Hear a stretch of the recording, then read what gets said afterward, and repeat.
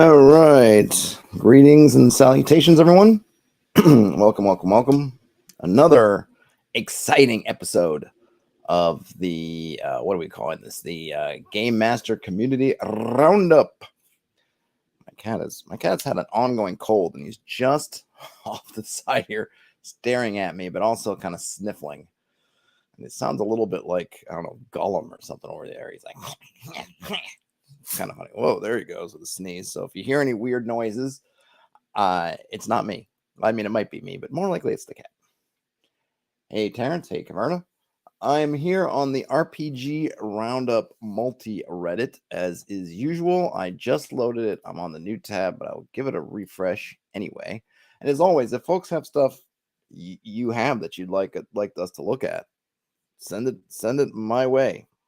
I'd much rather have stuff that sort of folks are interested in than kind of trolling through and I mean, or maybe I should say trawling. Is that what, like in fishing when they just use the big nets? I think that's trawling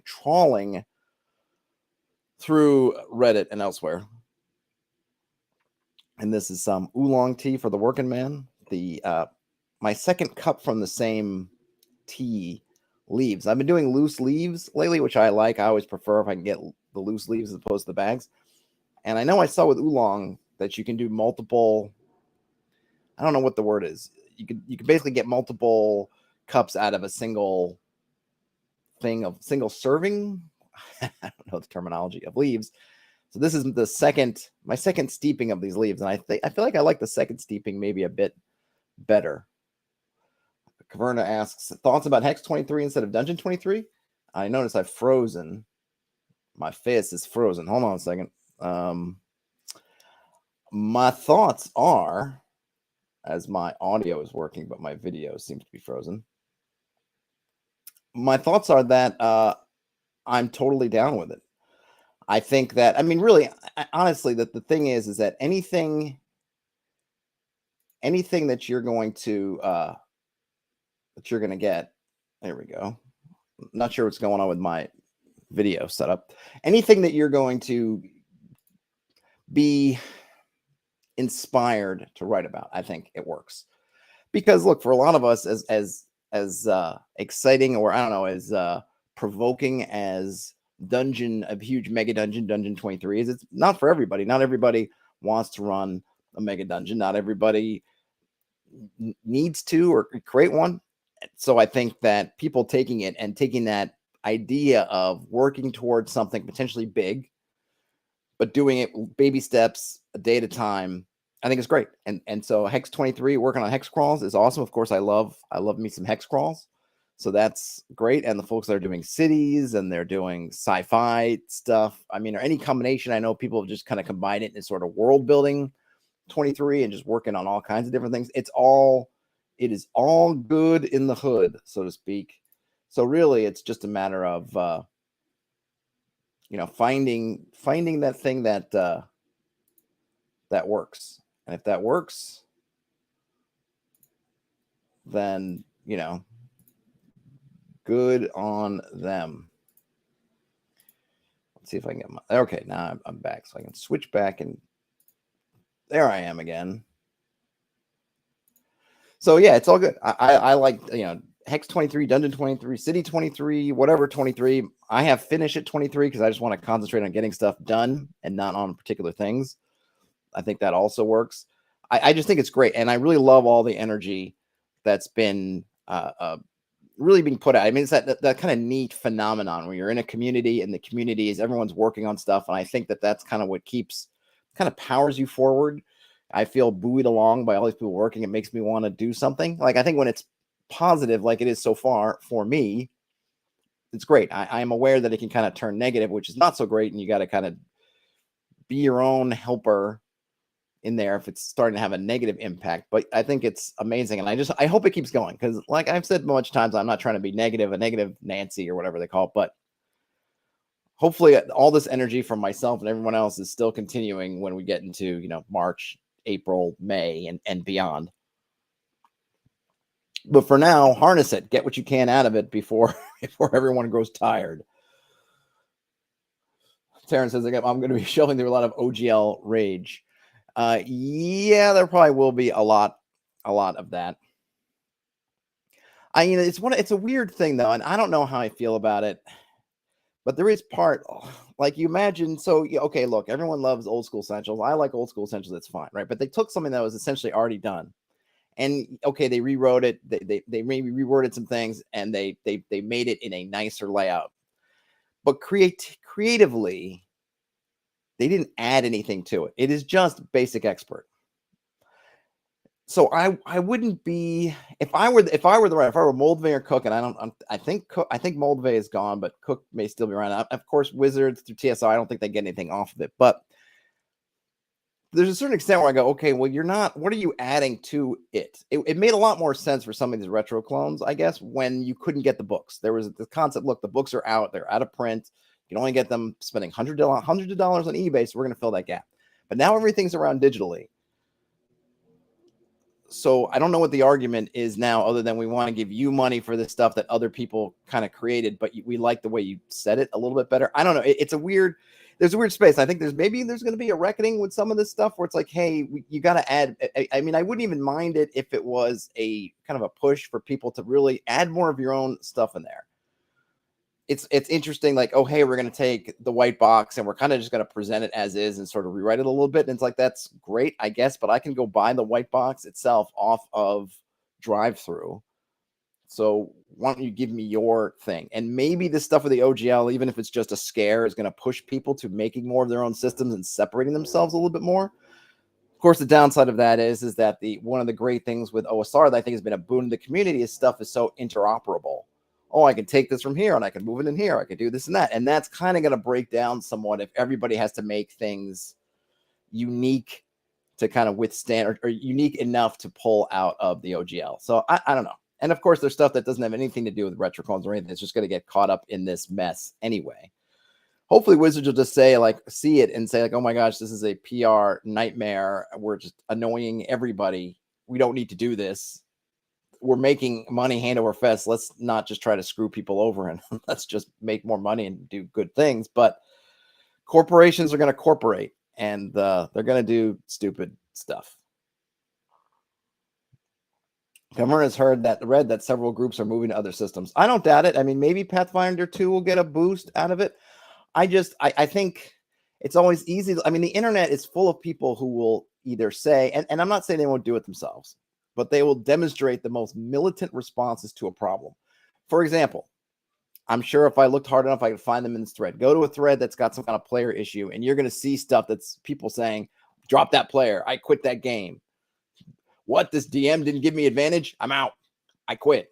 This player looked at me funny on Zoom. He's out. I'm out. Right? We're all quitting. I'm never going to buy something again. I'm taking my business elsewhere. It's like, okay, great. Maybe you are. I'll give you the benefit of the doubt.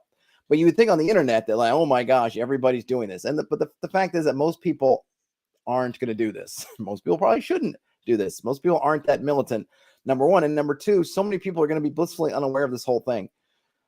I just think a lot of people, they're not paying attention to this stuff. And I don't blame them. It's not really their business. I don't know how far out into the larger consciousness outside of, say, the internet gaming circles, and then even then more of the internet creator gaming circles is going to funnel out into the greater community to really get enough of the needle moving to really affect things. I'm dubious. Hey, I'm happy for everybody who's making a stand, and I think everybody should make a stand where they can, but it's really easy, I think, to look at the internet and look at the outrage and say, like, oh my gosh, all this stuff's going to happen, and then it fizzles. I mean, I just feel like the internet has let us down. I like to call it my snakes on a plane rule. This is something that's a little bit old in the tooth now, but there was a Samuel Jackson movie. You've probably heard of it. Maybe you've seen it, Snakes on a Plane. And what happened was, it was kind of the studio took it to, I think it was San Diego Comic-Con, and they got it in front of the folks in there, and they just loved it. Like, blew up. It was this whole big thing, Snakes on a Plane, Snakes on a Plane. It was a massive hit amongst this crowd. And I think the studio saw that and thought, oh my goodness, this is going to translate into a massive hit for us in the general box office. Well, you know what happened? They gave it a big push, came out, and it flopped.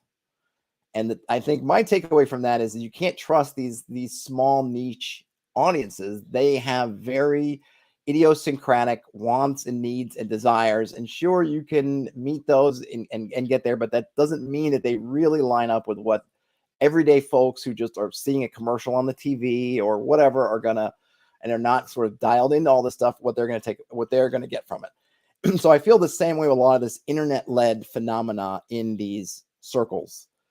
That, yeah, it's great. You've gotten all these people upset on Twitter and Mastodon and YouTube and TikTok and whatever else, but is it going to be another snakes on the plane? It's like, we're just this one group, this one niche in amongst this much larger audience, and yeah, we're all outraged and we're all up in arms. We're all ready to flush all our Wizards of the Coast material down a toilet and burn them in the streets. Is that going to translate out to the folks who are just out there playing games, who just go to their local game shop and buy books, or go to Amazon and buy books? And I don't know, but I haven't seen it. Like, I'd love for someone to point out and say, here's where it all happened and this all came. I haven't seen it. I don't know that this stuff translates to boots on the ground resistance to the man. But, I'd like to be wrong. I would love to be wrong. I'm not suggesting that it shouldn't be, but I've just seen that. I don't know. I just feel like I've seen too much of this stuff where it's like, yeah. And then ultimately, wah, wah, wah, nothing happens. My image is frozen again. Oh, so this is what I get for not looking. All right, hold on. As can fix that. I don't know what's going on with. Okay. Maybe my video is just having some issues. Hold on a second. Maybe let me do something here. All right. I don't know why. Okay. Well, at least you can hear me. Caverna says, personally, I don't play 5e or buy these stuff. Still stuck in the past AD&D. I mean, I have enjoyed, and I continue to enjoy reading stuff. I've bought stuff that's, 5th edition. I think some of the things are interesting. If I stick freeze again, then I'll probably just turn off for the moment, for the stream. I've bought stuff. I've enjoyed some of the stuff. I think there are some things that are either applicable that they've done for 5th edition, or just different or interesting. But I'm not playing it. So if I stop buying it tomorrow, and I haven't bought anything in a little while, and I'm not really thinking to, so I can easily say, Wizards, I'm boycotting you. You're banned, Wizards. But I wasn't buying anything anyway. I'm not on D&D Beyond. I'm not on any of that stuff. So it's not. I'm not really. I can't say that if they lost me as a customer forever, it would really affect too much of their bottom line. But we'll see. It'll be interesting whenever their next book comes out, if it translates into drastically less sales at retail. And I guess maybe the next few books, because one book just might not be good or great, and so whatever. But whatever the trend, we'll have to see what the trends come up.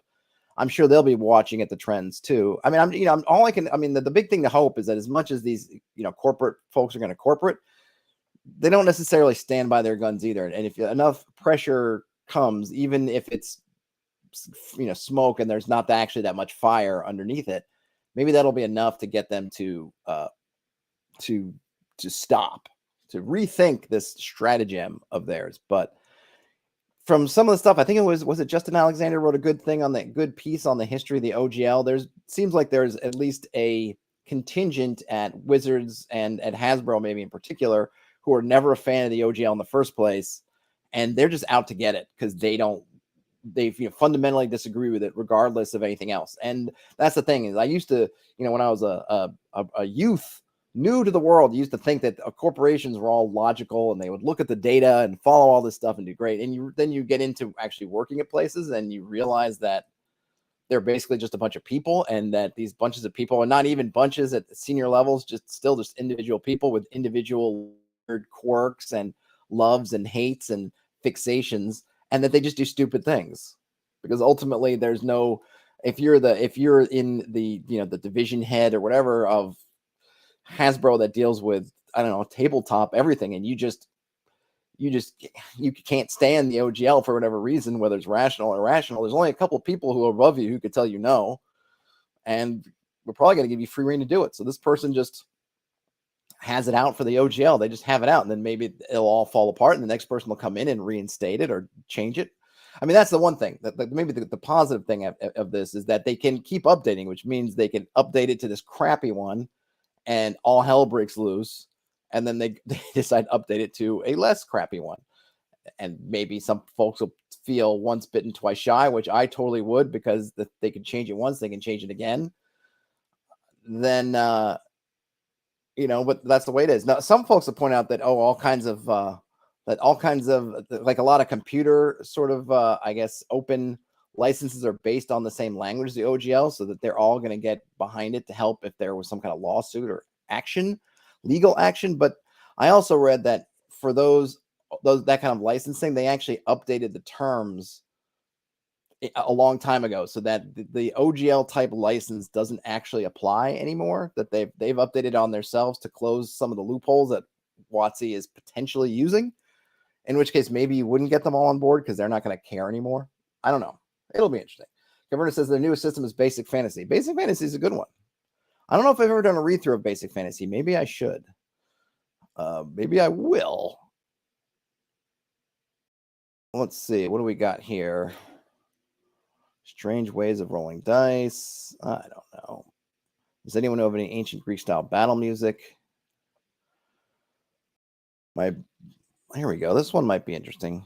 And just to keep in mind, DM Academy is more 5th edition than well, I mean, it's pretty much, the assumption is, unless they say otherwise, it's 5th edition. So keep in mind when you're reading the questions and also what some of the answers are going to be, because they're going to be 5th edition focused. And I just put up a video this morning, which to me was a bit of a revelation for me, which I'm going to try to keep in mind when reading stuff from places like DM Academy, is this concept of game as sport versus game as performance. And I think a lot of the folks playing 5th edition is more of the performance aspect. And when you look at it in that lens, at least for me, as they're concentrating more on the performance than the kind of game part, that it makes more sense to drop any kinds of, or to mess around with mechanics, or mechanics are not important. So just do with them what you will to make a moment happen, because it's the performance that's your primary goal, not mechanical, I don't know, purity is the right word, or just a mechanical, what's the word? There's not purity is not the right word. Anyway, to following mechanics. Whereas I come from more of the sort of sport part of it, which is that, no, I want to, whatever stories are going to come out of playing the game, using the game rules as much as possible, because that's kind of part of the game, and, but these aren't the same. And if you're looking, if you're watching a video or listening to somebody, or, whatever, watching them talk about advice, if they're coming at it from the performance aspect, you're going to get a lot of stuff that for me rings as like, no, I don't want to do that ever. And I'm sure the reverse is true too. If you're someone who really likes the performative aspect and that's still super important to you, then somebody giving advice like me is probably going to think you're going, oh my gosh, this is terrible, right? So it's important to be aware of those things. Perkins says, for me, I check with the players outside of the game to see if they are okay with progression and other aspects of the game. Yeah, I think I'm not really talking about progression. I mean, there's like story progression versus, I guess, character progression. Are you talking about like the story stuff? I'm more talking about how we approach the mechanics, right? How do we approach it as a game? Like I mentioned, I think on the stream yesterday, that I look at sometimes different classes and character combinations, or for example, when you roll 3d6 down the line, you get a weak character that you can look at it as a challenging part, like in a game. Like, you play a fighting game, and depending on the fighting game, sometimes you'll get, or other games, you'll get like a difficulty, right? Oh, if you play this character, it's easy to do well. Oh, if you play this character, it's difficult to do well.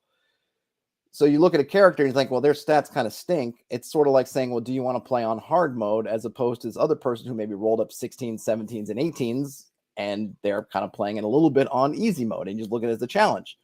But if you're looking at it in sort of a performance aspect, where you want equality amongst the members of your heroes squad, then it's different. Then you might look at it and say, no, I don't want this person overperforming everybody else, and I don't want this other person underperforming everybody else, because I'm trying to make, a mod squad or something where everybody's essentially equal.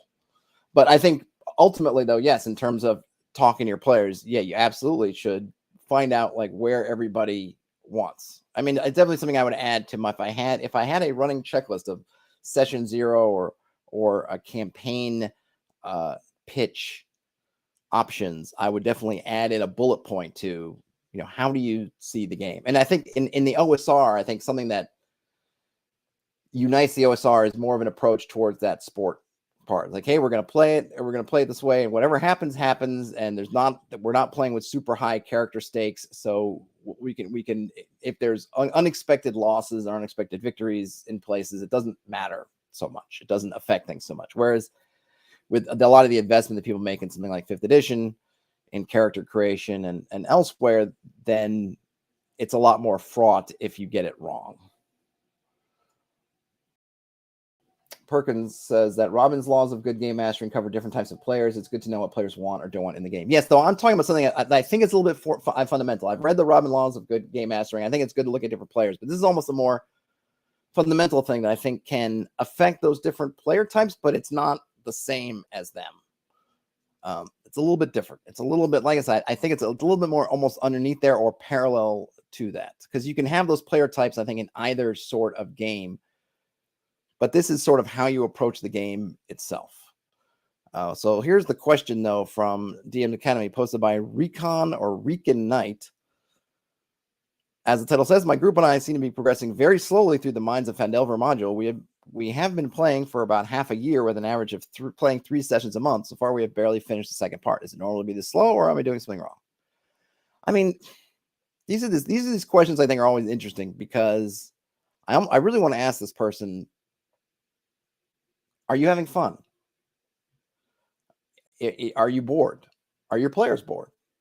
What's happening? Because just that it's taking a certain amount of time, to me, is not a measure of success. Maybe we can assume that they're not happy with the lack of progress because they're asking the question. If they were just super happy and everything, then they would just be playing and they wouldn't be asking. So assuming that they are that they're bored, that they're kind of ready for the party to move on, I think you can just talk to the party, probably, or do or have something push forward. I don't remember the exact plotting of Lost Mine, so I don't know in the second part. I can't remember what's going on, but you could, if you find your party, I guess there's a couple things. If you're just having fun and it's just taking longer because sometimes they're taking longer because they're really checking out every nook and cranny, which to me is a good thing. Like, I want my party to be invested in everything. If that means they're checking out all these angles and doing all this stuff and it's fun for them and it's fun for me, then I'm not gonna. Who cares how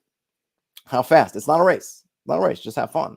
If it's slow because they're stuck and they're not sure what to do, and there's lots of, should we go this way, that way, and there's lots of confusion, and you can hear this as the GM because they're talking about it and they can't really come to conclusions, and you feel like, well, we're missing something or something's not right, then you can either just hit a pause button, which I've done, say, okay, let's take it out of character for a minute. Like, find out from them. Say, hey, let's take a pause for 5 minutes here at the top of the hour, or the bottom of the hour, or whatever. Let's take a pause and let's talk about kind of where you guys are and what you think's going on, and are you missing anything? And just ask me any questions, just, player to GM, about what's happening, because I feel like you guys are going around in circles and you're not. Something's missing, and I'm not sure what it is. So help me help you figure it out. That would be one thing.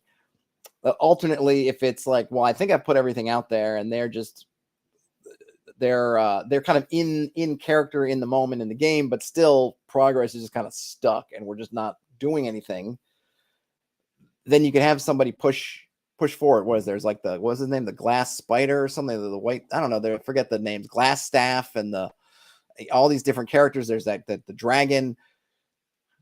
Have them jump in on things, have them push something forward, have some event happen that's going to push the characters to respond. If they're sitting there in the inn and they're just kind of fiddling their thumbs, and they're like, well, we could do this, we could do that, I don't know, then have something push the action. That would be another thing to do. But I wouldn't worry about it just in terms of, oh, it's slow. Like, it's, this is where it's kind of good to know a little bit. Think about if you're in your own game, if you're looking at it, like, is it, I'm feeling like it's slow. Is that you're bored? Is that there's no low progress and that you seem to think your players are bored. I try to drill down to another level and say, okay, why do I care if we're not making progress? Because in some respects, if it's assuming everything's good and you're making slow progress is almost a boon in some ways to the GM, because then you have plenty of time to prep what's coming next. It's to me, it's a bigger issue if they're speed running through things. It can be hard to keep up because you think, oh yeah, they're going to be in this dungeon for this session, so I can worry about whatever is in town afterwards. It's like, nope, they're through the dungeon in 15 minutes and they're racing off the town. Now you're thinking, well, goodness, I didn't even prep the town, let alone prepping what's on the other side of town, because they might be done with that in 15 more minutes. But if they're going slow and they're checking every door and they're contemplating stuff and they're having conversations in character and they're just really into it, then I'm like, great, you guys talk amongst yourselves. I'll mute my mic and I can listen to what you guys are saying and make notes for what's coming on next. And perfect. But that's me, and maybe it helps that I'm doing a lot of, I'm sort of very prep light. So when I can find these moments where the party is, the players are absorbed in their own matters and I can think about what's happening, then I'll take it. But I wouldn't worry about just as a thing. It's not a race. Take as much time as you want, but if you feel like you're taking too much time, which maybe I guess that person is, then see if you want to do something about it or not. All right, the Uller Bacchus worm. I don't know what that is. World building. Okay, I was down here. Is it possible for a high-level wizard to turn someone else into a lich? I mean, I suppose all things are possible, but why would you want to do that? That seems like something you wouldn't want to do.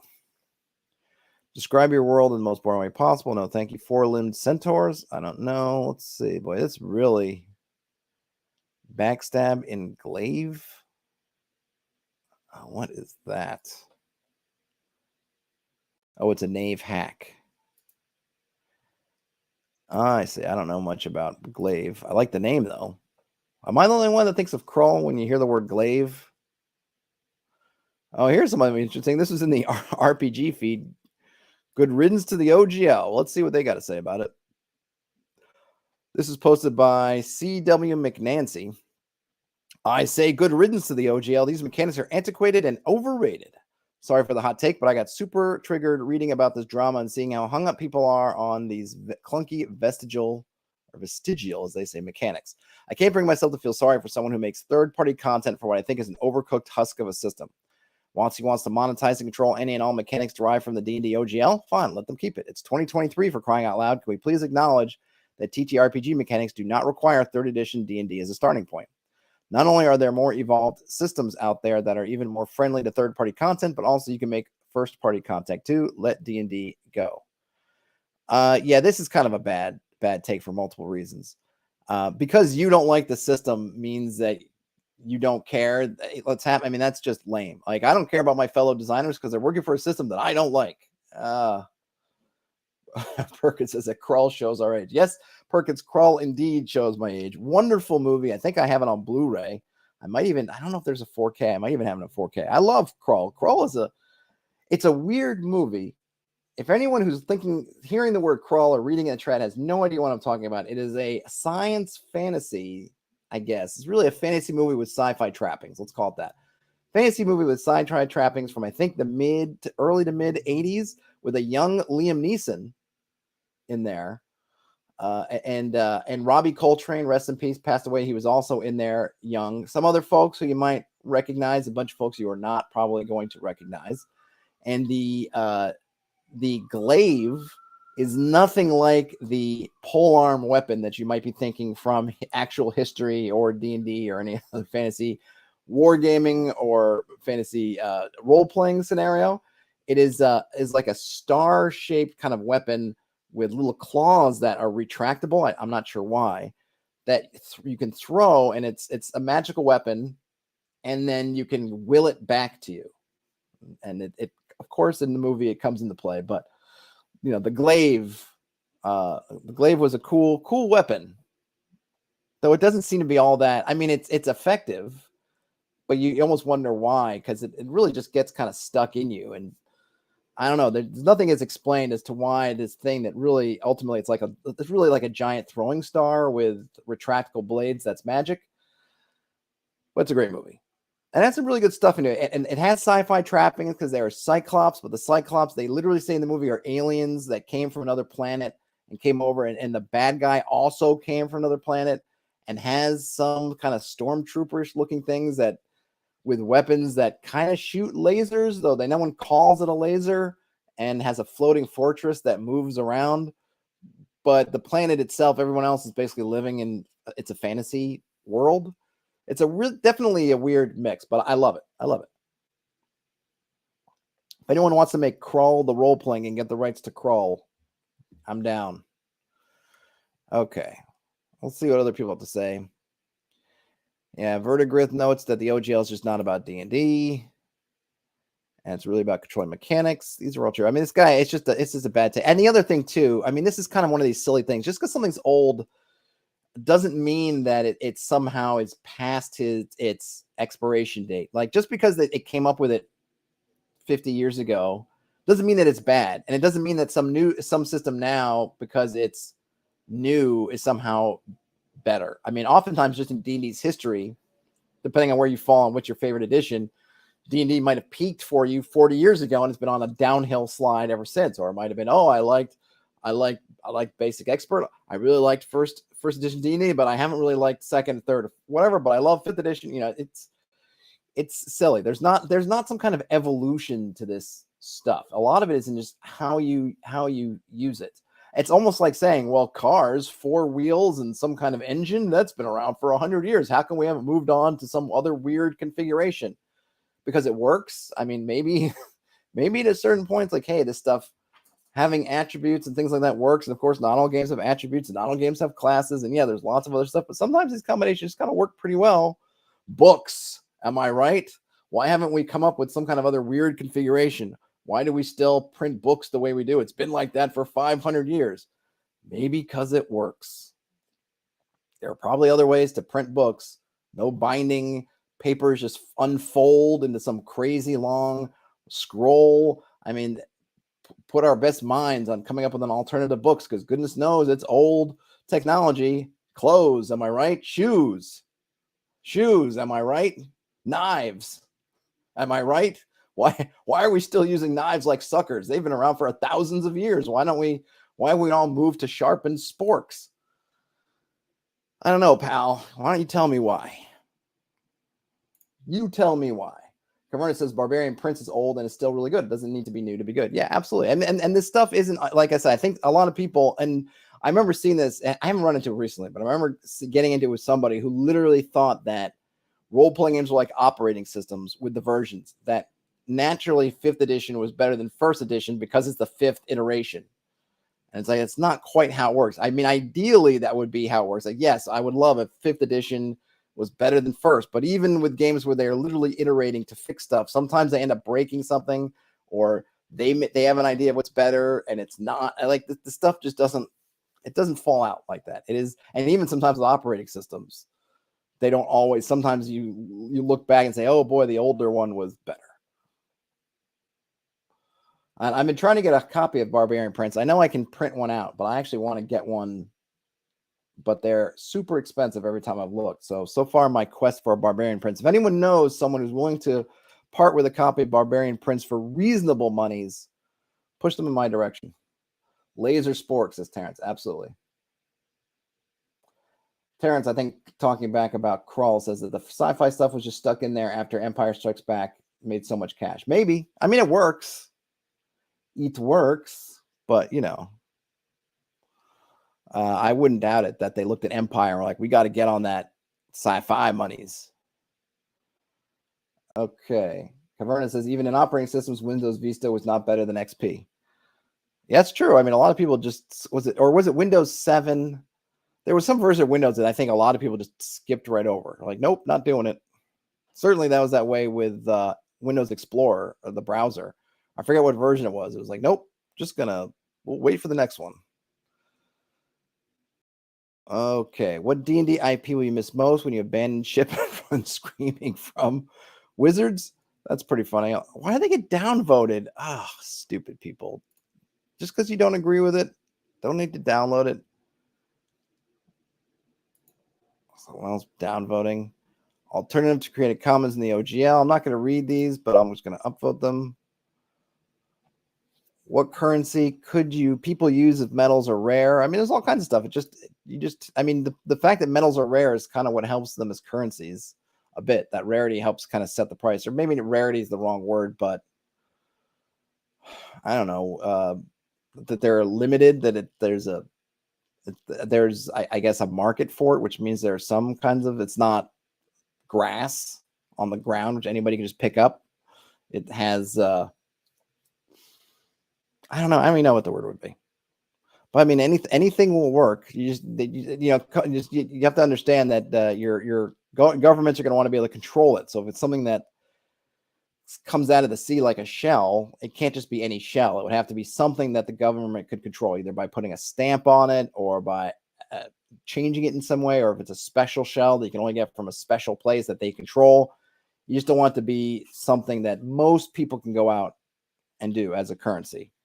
As much as possible. You can't totally prevent it. Like even gold and silver and all that stuff, people can go and get gold, find silver and melt it down, but they have to, match certain compositions potentially, and sizes and weights, and have the stamp of the king and things like that at least make it a little bit difficult. You just can't pay for stuff in just chunks that you're claiming to be of silver. Paul Burnett says they used 7 until they couldn't anymore. Paul also says there's a reason we call the worst 3 versions of Windows CEME and NT cement. Yep. Yeah, a lot of people coming in with their stories of Windows. Yes. I'm frozen again. Nobody told me. All right, I'm just gonna. I hate to keep turning this thing on and off. All right, unfrozen because I've shut off my camera for right now. I'll have to figure out why it's doing this all of a sudden, because I'm using the same software and everything. It's not performing. Looking for an RPG with faster combat. I'm kind of curious what people think about this. I know a lot of people have said that. Is it Into the Odd, or which one that uses which of the systems? Is it Knave and Karen that have you just do X amount of damage per turn as kind of a speed up? This is posted by JIAOZ. For many reasons, I've just recently quit D&D 5th edition. I'm looking for a new TTRPG to play. One of their main gripes with 5e is that combat felt slow and the style of play didn't really work for me. I still like combat to be part of my play experience, but I'd like it to be a lot smoother and not take up as much play time. If anyone has any suggestions for systems, it sounds like they're in this vein. I'd appreciate you sharing. I mean, definitely OSR games come to mind. Excuse me, but I'm curious as to what other folks have. So, Eric Seablade mentions a single that in a game called Aegon, there's a single complicated roll by each participant. Shinobigami has partly hidden information and usually has a time limit. Powered by the Apocalypse, yes, just uses the same methods as non-combat, which I think is also how ICRPG, Index Card RPG, which you just looked at the other day, also seems to just handle combat like everything else, which I think is good. I think if there's some way we could look at how would we take, you're out of D&D and you want to make something, or even the next iteration of like D&D, like what could we do? And I think removing as much as possible the somewhat artificial separation between how you do combat versus how you do other skills, because combat is just another thing with opposing skills, no different than a lot of other things with opposing skills. Instead of having completely different rules for combat, and granted, 5th edition, say in D20, I guess they're not completely different, but there are some differences. Removing as much of that as possible, I think is a good thing. Also mentions 13th Age. Eric says that Aegon rules. I'll have to check that out. They play with the free chamber setting. I'm not familiar with Aegon. There we go. Into the Odd. That's right. Oh, they just do the roll for damage.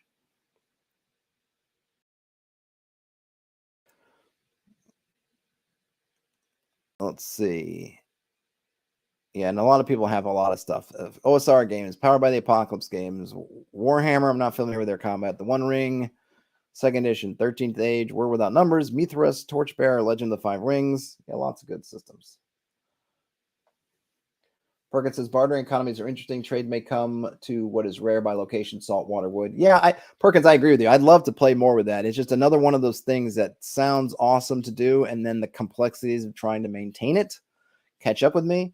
But maybe it's just a case of getting some Excel charts going in the background or Google Sheets, or you can track some things. I'm sure there's probably a way to get some spreadsheets going and get the kind of prep part, and then you can sort of track it, and then have some randomization every season, every year, just to have things going up or down, and then you can rationalize it however you like. But you can have like different regions, and different regions have different prices, and then you can hit a random button and add another year, and then you could even ultimately get charts and graphs of things.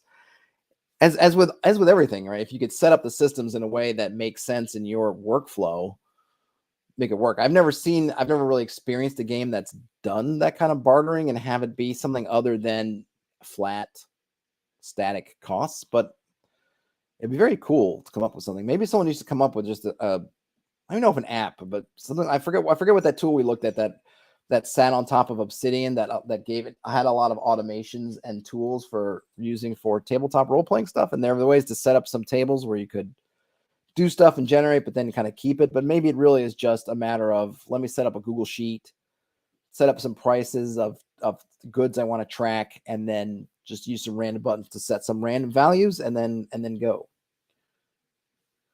Perkins says they tend to abstract those types of world details and just keep it descriptive until the players engage a lot. I mean, that's the other thing too, right? Is yes.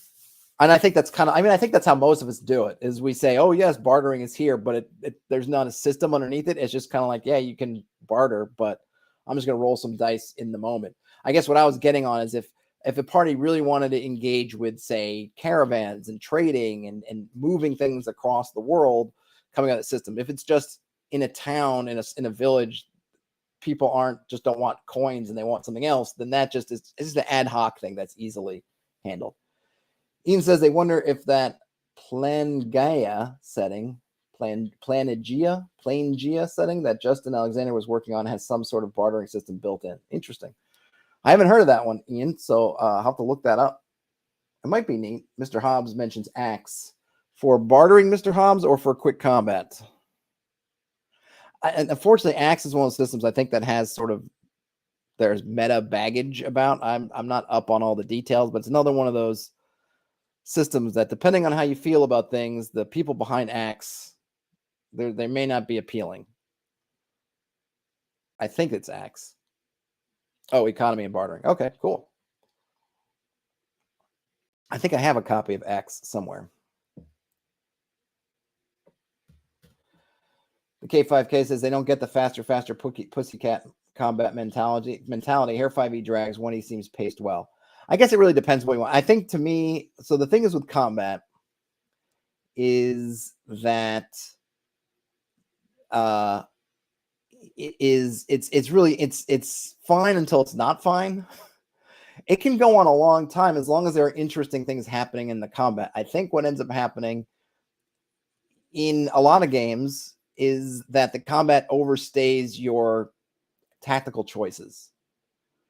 And once that happens, you're just there. And that happened to me with 4th edition, I remember a lot, where the combat was just a lot longer than the kind of things I had to do. There's just a point where you just get set up.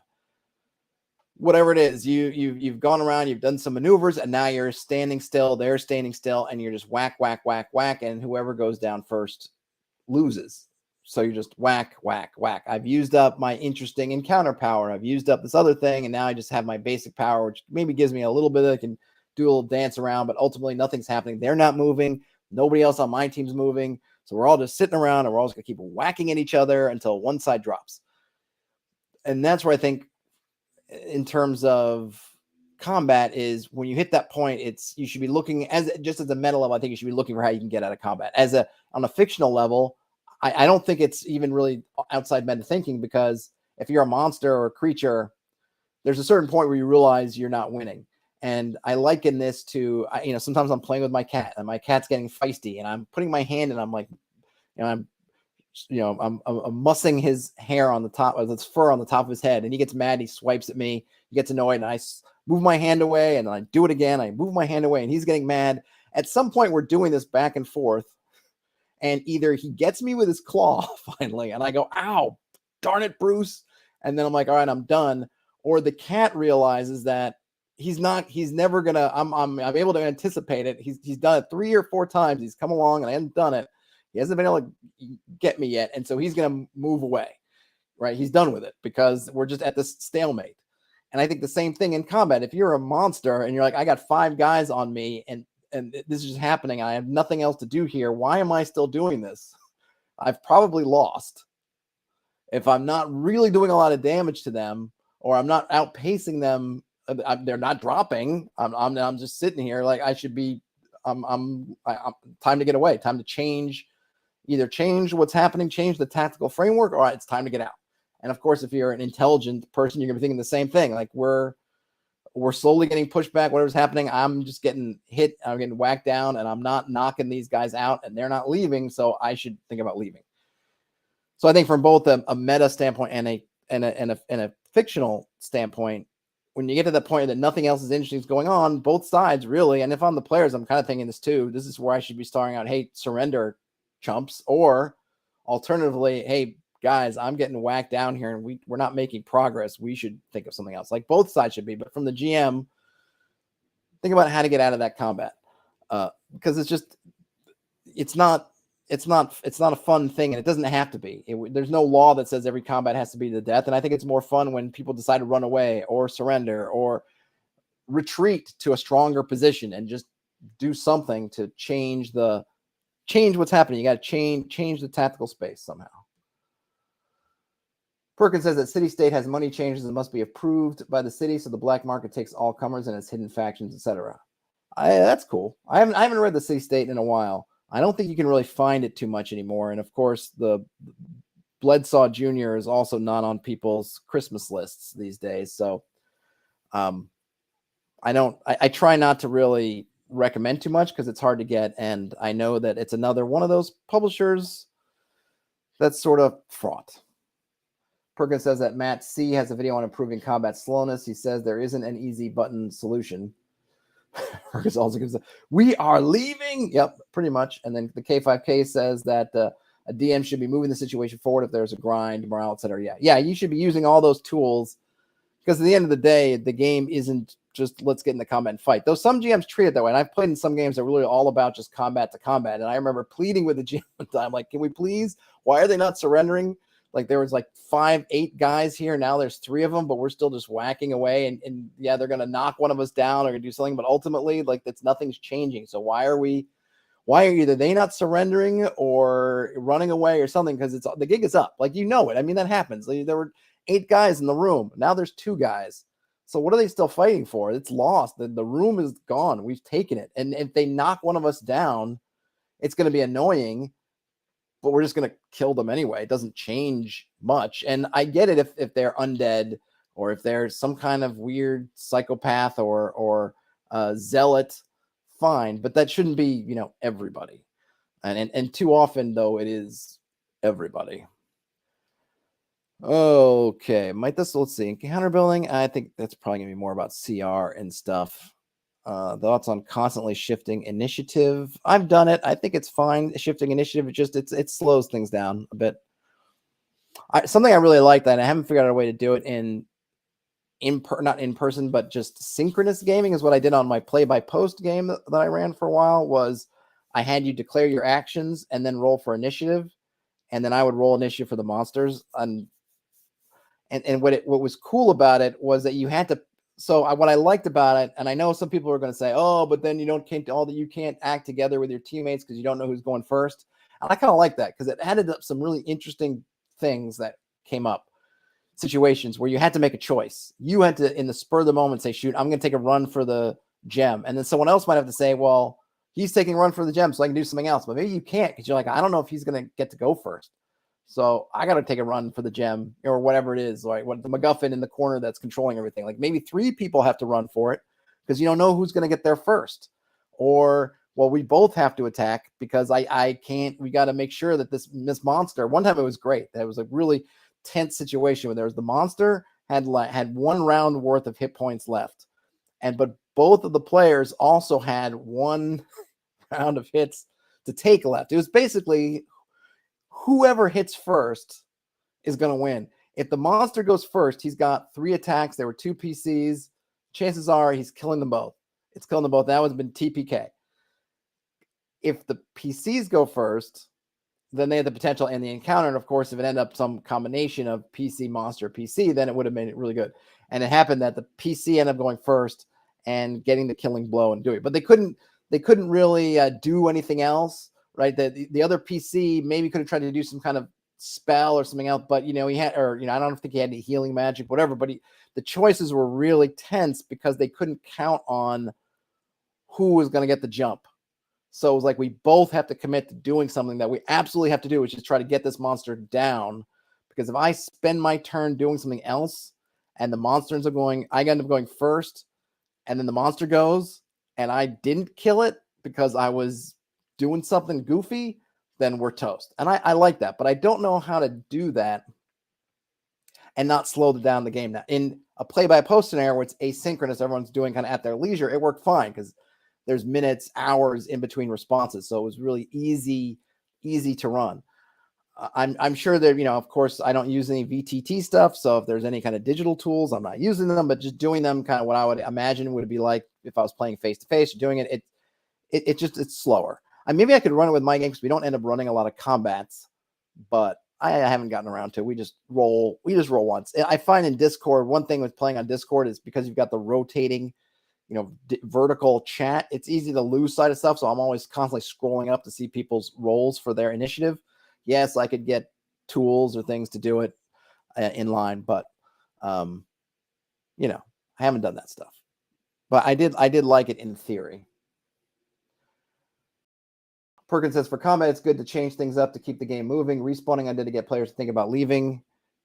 Yep, and it also gives you a chance to have some interesting stuff and tell stuff. Like I had that in the game where they had beaten some undead, and the undead they realized that they had knocked them down but hadn't destroyed them. And so, yeah, that did give them the whoops, maybe we should leave.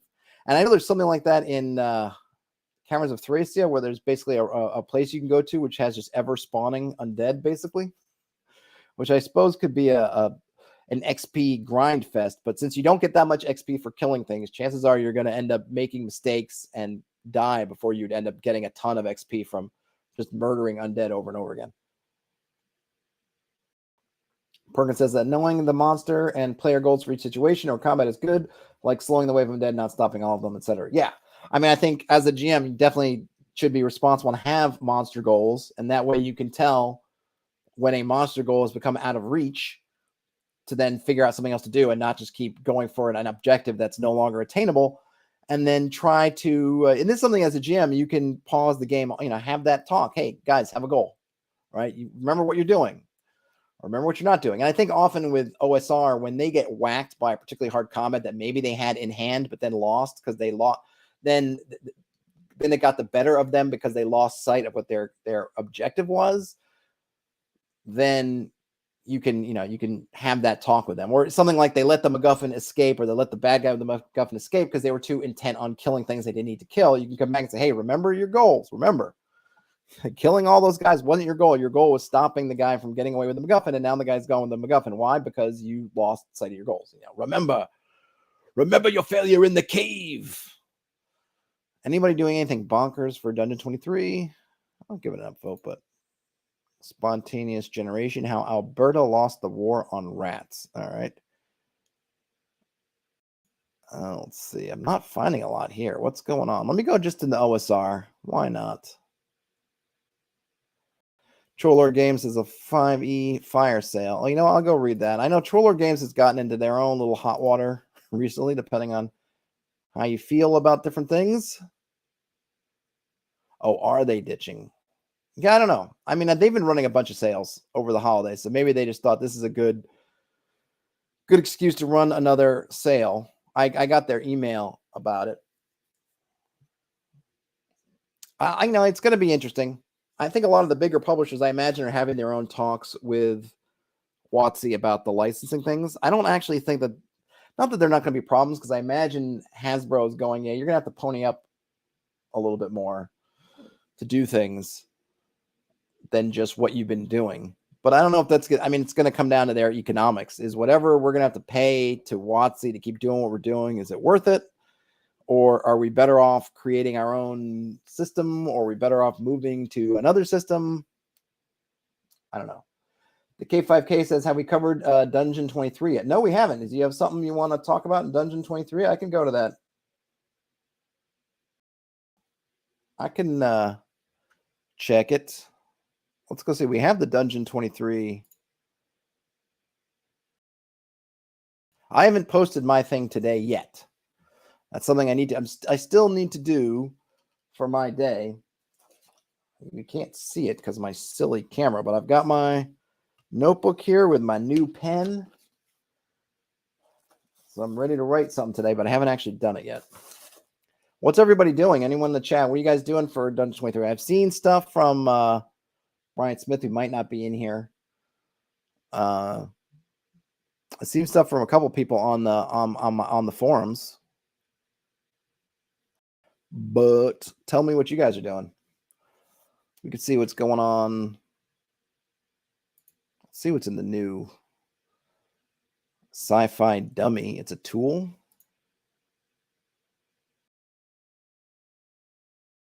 Caverna says, sorry if their comment inflicted any rule. No rule.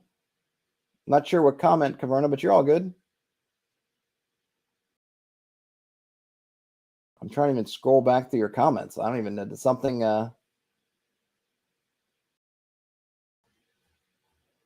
Caverna, you are all good. Did I didn't see anything from Nightbot. Did Nightbot get you?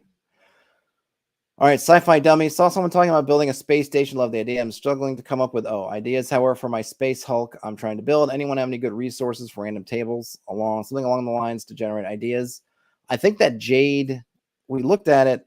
What was it called? Jade something. Oh, your comment disappeared. Caverna. Well, it wasn't me, Caverna. What was the system? Tell me again. Xerix here, Helix says they do group play in combat. What does group play entail in that context? Is it Shirix? Xerix? I'm curious. And what was it? Jade something? Emerald? Emerald, Jade, Emerald. Let me see if I can remember what it was. I should have a better mind for stuff that I did not that long ago. What was it? It was...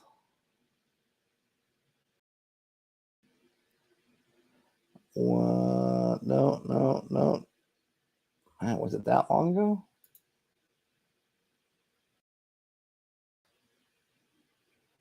No. I'm trying to remember what it is.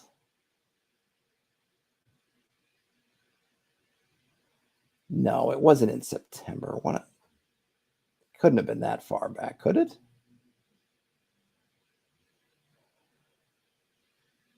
It was, what was it for? Shoot, I just don't remember. If I put in Jade, it was like Jade Colossus. Oh, it was October. I missed it. Yeah, Jade Colossus. Sorry, I don't know why I'm spacing out. Jade Colossus. Oh, and so the group play is the players form groups based on initiative rolls. The monsters do the same. Oh, I see. Yeah, a lot of people do that. I got you there. I got you. Give it a vote. So Caverna, post that system again. I don't know if there was. Did it have any bad words in it? I don't know. I usually if Caverna, if Nightbot has taken something, Nightbot usually posts a message. I didn't see anything, so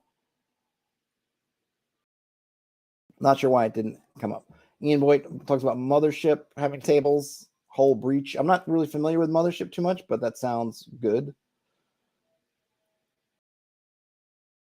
Oh, the K5K talking about their Dungeon 23 progress has enthusiasm remains high. The arena beneath the cracked city has 7 rooms. I like it.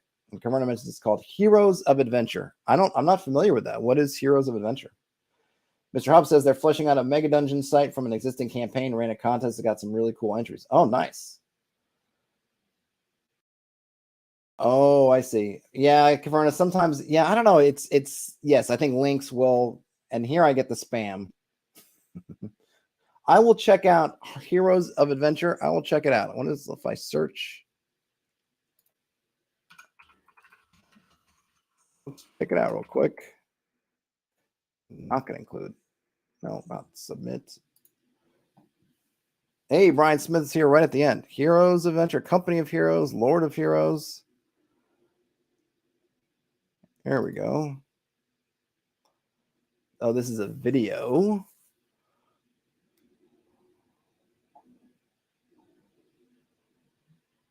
Heroes of Adventure. I think I've seen this.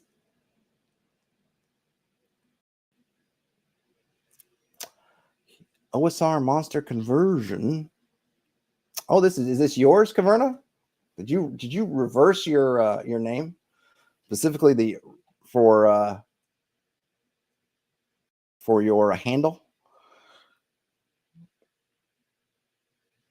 So is there a let's see, those are sidekick rules, and those okay, so those are conversions. They're not the actual thing.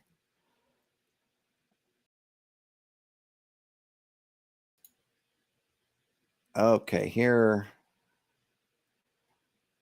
we go. Nameless designer. Is this the person that? Oh, okay.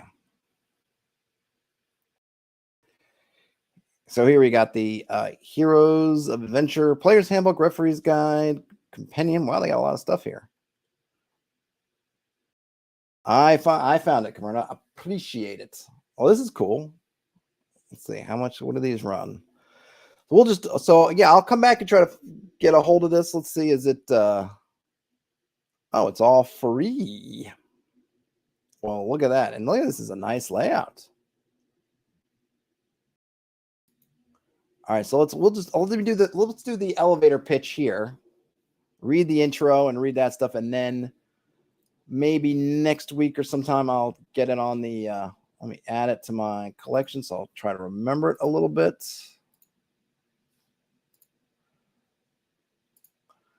Heroes of Adventure is a tabletop role-playing game about a group of travelers, explorers, mercenaries, and treasure hunters who travel through the perilous wilderness from settlement to settlement, taking on missions, jobs, and adventures that others refuse to do. The game is inspired by classic fantasy adventure games of yesteryear and is free to download.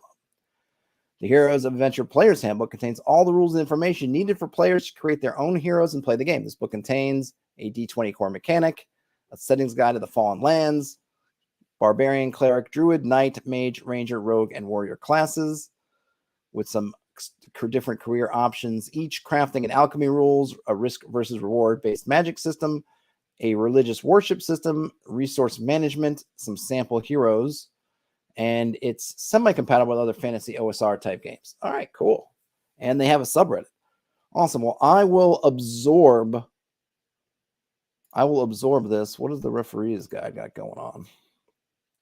So in the referee's guide, it's got 4 pages of game rules, a guide to running adventures, tools, including wilderness for creating wilderness maps, settlements, rumors, quests, NPCs, followers, adventure sites, challenges, random encounters, treasure, artifacts, and resources. That seems really good right there. A campaign guide covering sandbox play, fronts, factions, and warbands, enterprises and domains, and a sample dungeon. Excelente. And we can take a look at some sample pages from here.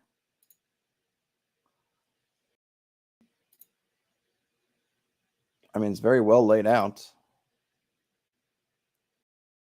Rumors, followers, factions, warbands. All right, this one seems cool. Did I add this to my collection? Nope. All right. So, well, thanks, Caverna. Thanks for pointing this one out to me. I will check into it. Probably won't do the subreddit until after we've done a read through, just because I like to go in there blind, as they say. But this will be fun. Sounds like a good book, and I like the resources. Cool. All right, folks. Well, we will stop it here for the week. Everyone have a great weekend if you're watching or listening to this live. Otherwise, have a great rest of your day, night, whenever you end up watching or listening to this. Caverna de Lecus means Lecus's cave. I kind of figured that, Caverna. Caverna, cavern. So I got that part, but good to know. What's is do? So is that? So I would imagine Spanish is DE. French would be DE. Would Italian be DI? So is DO, is that Portuguese, or what's the, where do we get DO as the of, right? So if it's cave of Lecus, Portuguese. All right.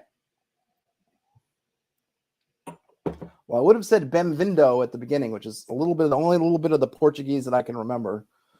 But I don't know goodbye. I don't remember goodbye. But anyhow, game on, and I will talk to you later. Bye now.